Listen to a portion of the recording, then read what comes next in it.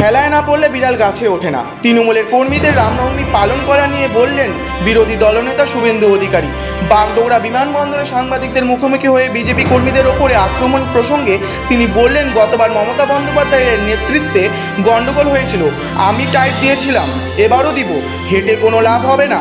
কারা শয়তানি আর কারা শয়তানি না তা সবাই জানে।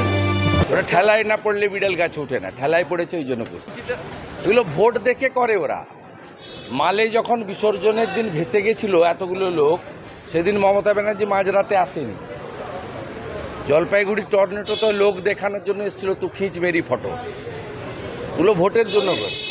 রাজু বিস্তা এখানকার মানুষের হৃদয়ে আছে এবং রাজু বিস্তা গত বছরও হেঁটেছে রামনবমীতে, তার আগের বছরও, তার ব্যাক ইয়ারেও হেঁটেছে, এবারেও হেঁটেছে, এটা নতুন কিছু নয়। আর ওরা ভোট বলে হেঁটেছে, কিন্তু এতে কোনো লাভ হবে না।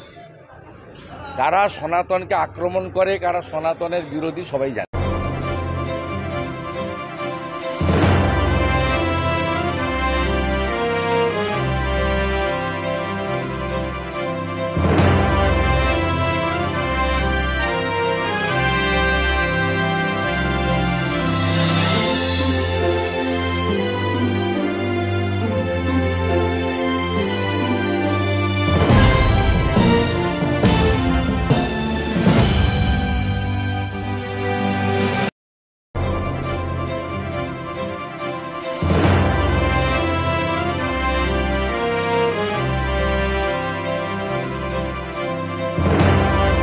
Bureau report, royal Bangla TV.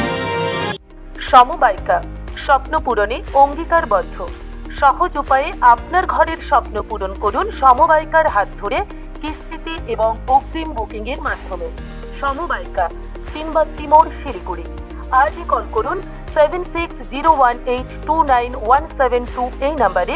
এছাড়াও কল করতে পারেন 8617037678 এই নাম্বারে।